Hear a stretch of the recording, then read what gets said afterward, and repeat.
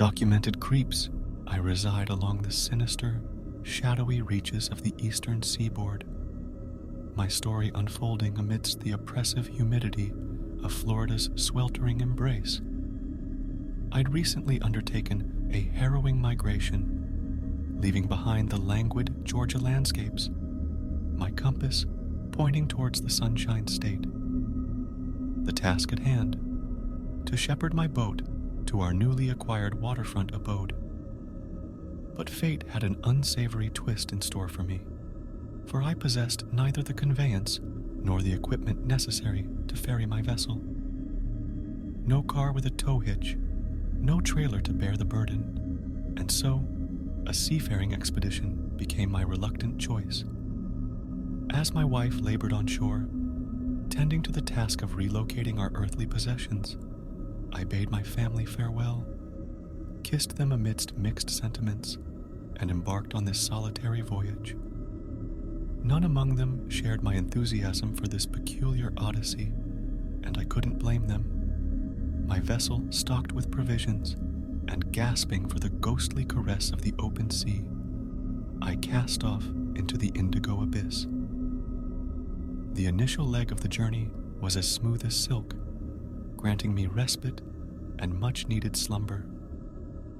As the sun dipped below the horizon on the second day, I sought refuge in the cabin's embrace, endeavoring to find solace amid the ceaseless, rhythmic lullaby of the waves. Rest was elusive on this rocking bed, and my head lay heavy upon the pillow, a futile effort to quell the relentless motion of the boat.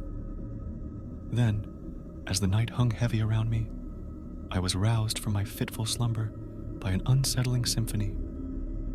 A cascade of thumps, akin to footsteps, echoed above my restless form. I tried to rationalize these nocturnal noises as mere byproducts of a medium-sized fishing vessel adrift in the endless ocean. But these were no ordinary creaks and groans. These sounds were deliberate, methodical, punctuated with a chilling regularity. The creeping tendrils of dread coiled around my heart as I entertained the unthinkable. Was I truly alone upon this boundless expanse?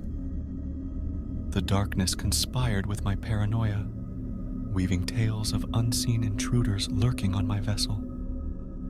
Summoning a semblance of courage, I inched towards the cabin door, each movement slow and deliberate. Yet, before I could breach the threshold entirely, a titanic splash reverberated through the liquid void, splintering my fragile resolve. It was the sound of a departure, a fleeing presence that sent shivers cascading down my spine. I was paralyzed with fear, my thoughts swathed in uncertainty.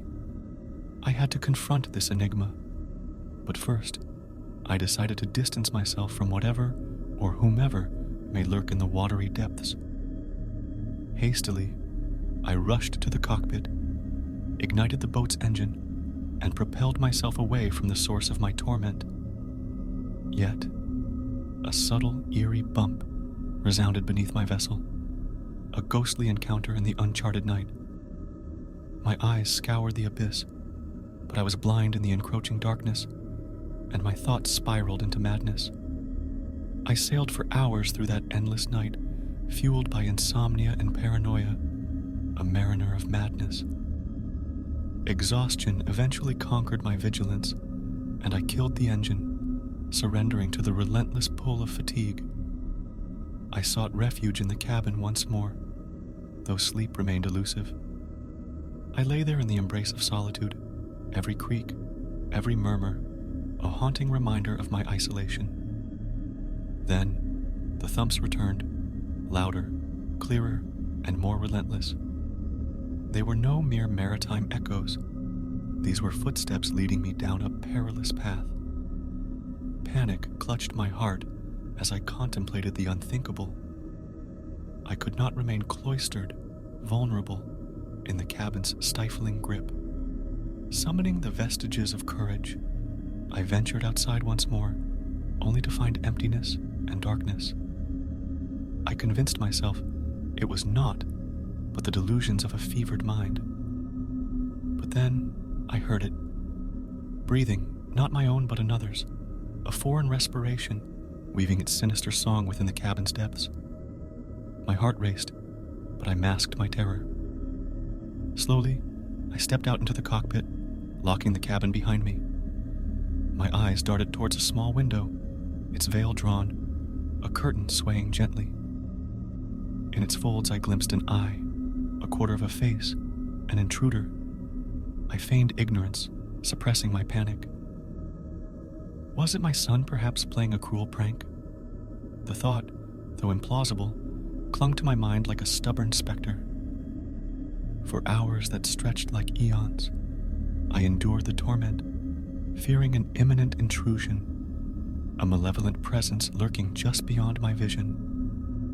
Then, salvation loomed on the horizon as I approached the shoreline, a sanctuary bathed in the faintest glimmers of dawn. The authorities, summoned by my desperate call, stood vigil on the dock. When I moored my vessel, I burst from the cockpit, hysteria gripping my voice as I beseeched their aid. 2 officers, hands hovering above their holstered weapons, entered the cabin, their voices echoing with apprehension. Within moments they emerged, their captive in tow, a wretched figure with matted, wet gray hair, a beard as wild as his demeanor.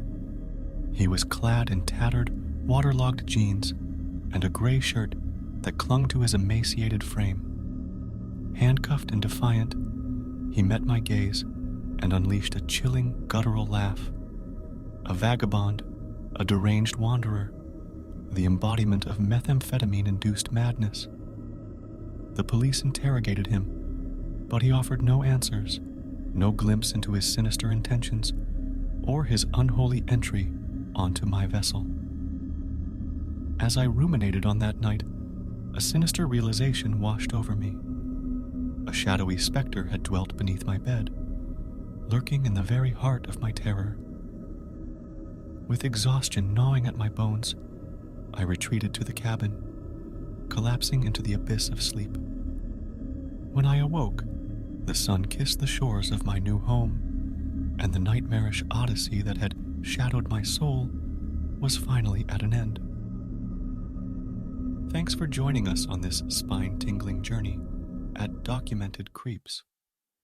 If you crave more eerie tales, real-life encounters, and mysteries that defy explanation, make sure to hit that like button and subscribe.